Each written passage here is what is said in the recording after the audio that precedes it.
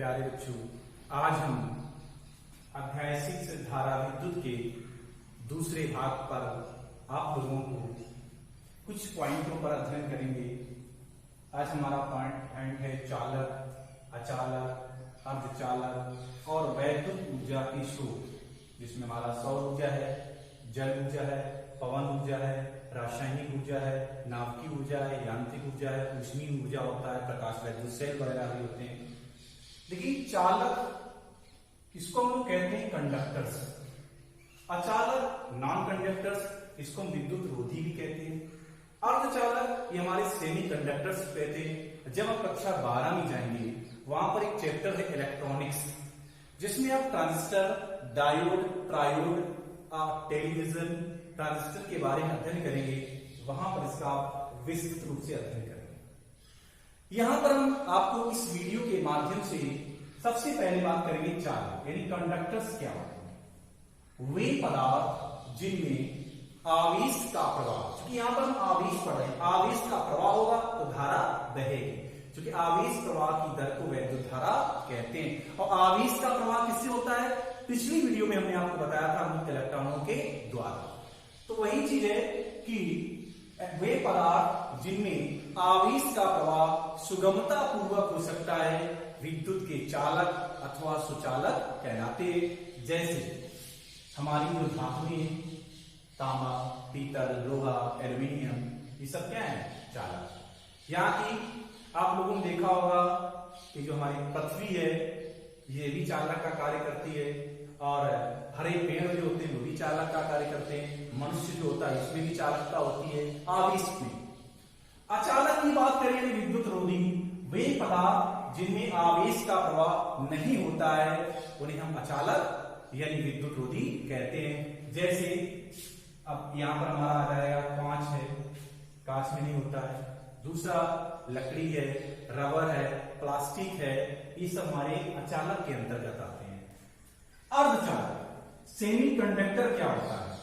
जब हम अर्धचालक की बात करते हैं तो कुछ पदार्थ ऐसे होते हैं जिनमें प्रारंभ में तो अचालक के गुण होते हैं। किसके गुण होते हैं? अचालक के। यदि उसमें कोई अपद्रव्य, अपद्रव्य का मतलब होता है अशुद्धियों से, यदि उसमें कोई अपद्रव्य अथवा अशुद्धि मिला दी जाती है तो वो चालक की तरह व्यवहार करने लगता है, तो हमारे ऐसे पदार्थ अर्धचालक कहलाते हैं। अर्धचालक में हमारा जर्मेनियम हो गया, सिलिकॉन हो गया। इसका प्रयोग ट्रांजिस्टर और टेलीविजन में किया जाता है। अब हम ऐसे वैद्युत ऊर्जा स्रोत के बारे में बात करेंगे जिनके द्वारा हम वैद्युत ऊर्जा प्राप्त करते हैं। तो पृथ्वी पर ऊर्जा का जो सबसे बड़ा स्रोत है वो हमारा क्या है? सूर्य। तो सबसे पहले हम बात करेंगे सौर ऊर्जा। आपने देखा होगा, चूंकि हमारे कुछ अनवीकरणीय ऊर्जा के स्रोत हैं और कुछ नवीकरणीय, जो हमारे ऊर्जा के सीमित स्रोत हैं वो दिन पे दिन खत्म होते जा रहे हैं और हम उस पर आश्रित होते चले जा रहे हैं। तो इस समय हमारा कर्तव्य नहीं, एक दायित्व भी बनता है कि हम ऐसे स्रोत पर बात करें जिससे आने वाली पीढ़ी और भी अच्छा कार्य कर सके। तो सूर्य हमको आसानी से, कोई पैसा नहीं लगता है, इसका प्रकाश मिलता है। प्रकाश में क्या होती है? ऊष्मा होती है। सूर्य की गर्मी से हमें वैद्युत ऊर्जा कन्वर्ट होती है। तो आप लोगों ने देखा बहुत सारे सौर पैनल होते हैं, लोग घरों में प्लांट लगाते हैं, जिससे सौर सेल की ऊर्जा, सूर्य की ऊर्जा प्लेटों पर पड़ती है और वो बड़ी बड़ी जो बैटरी होती है उसको हम उसी में संरक्षित करते हैं और उसे वैद्युत ऊर्जा में कन्वर्ट करते हैं। ऐसा आप लोग देखते हैं। तो सूर्य से प्राप्त ऊर्जा को हम सौर ऊर्जा कहते हैं। इसका प्रयोग हम सौर बैटरी के द्वारा या सौर प्लेट के माध्यम से, सौर सेल के माध्यम से हम विद्युत ऊर्जा में कन्वर्ट करते हैं। अब बात है जल ऊर्जा। इसका अपना एक बहुत ही बड़ा योगदान है।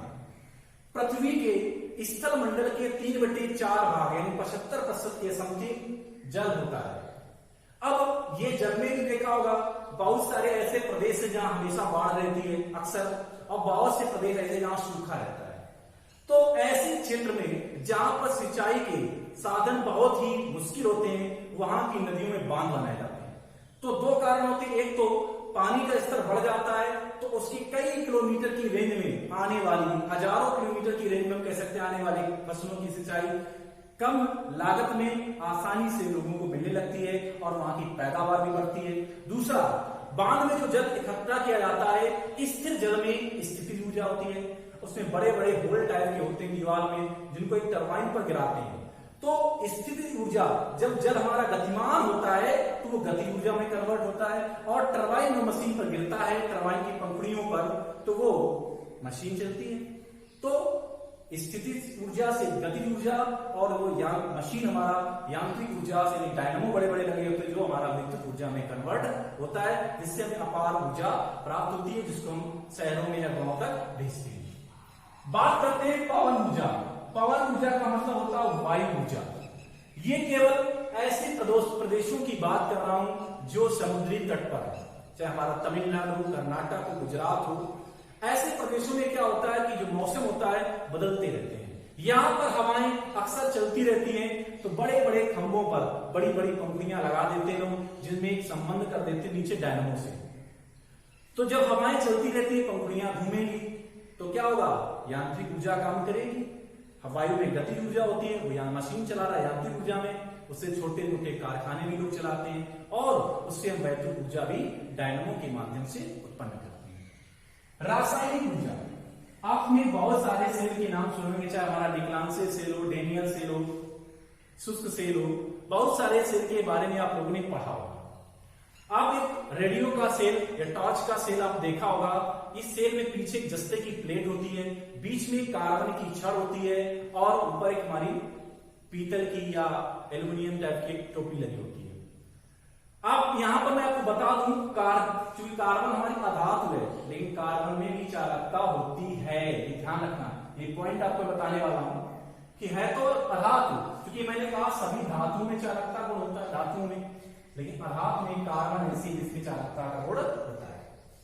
तो उसमें देखा होगा कार्बन के अतिरिक्त एक सफेद पदार्थ होता है जो हमारा अमोनियम क्लोराइड, अर्थात उस सेल में रासायनिक पदार्थ होता है। वो रासायनिक पदार्थ जो रासायनिक ऊर्जा होती है, वो वैद्युत रासायनिक ऊर्जा के रूप में वैद्युत ऊर्जा संचित रहती है, जिसको हम बाद में चाहे टॉर्च जलाकर या रेडियो को सुनकर उसको हम वैद्युत ऊर्जा में कन्वर्ट करते हैं। बात करते हैं नाभिकीय ऊर्जा। कुछ हमारे नाभिकीय संयंत्र स्थापित है, नरोरा का नाम सुना होगा आपने। यहां पर क्या होता है, जो हमारे नाभिकीय विखंडन होती है, एक अनियंत्रित श्रृंखला होती है, जब न्यूट्रॉनों की बमबारी कराई जाती है, तो वहां पर उनको रोकने के लिए, उस श्रृंखला अपक्रिया को नियंत्रित करने के लिए बड़े बड़े नाभिकीय रिएक्टर स्थापित किए जाते हैं। उसमें क्या होता है, जो अपार ऊर्जा उत्पन्न होती है उसको रिएक्टर के माध्यम से संचित करते हैं, और नाभिकीय ऊर्जा को हम वैद्युत ऊर्जा में उत्पन्न करते हैं। अब उस ऊर्जा का प्रयोग कहां करते हैं, आपने देखा होगा जो हमारी वायु जलयान है, या कह सकते हैं पनडुब्बी है, इनमें ऐसी हम नाभिकीय ऊर्जा का प्रयोग वैद्युत ऊर्जा में करते हैं। यांत्रिक ऊर्जा, आप सभी लोगों ने डायनामो और जनरेटर का नाम सुना होगा और देखा होगा।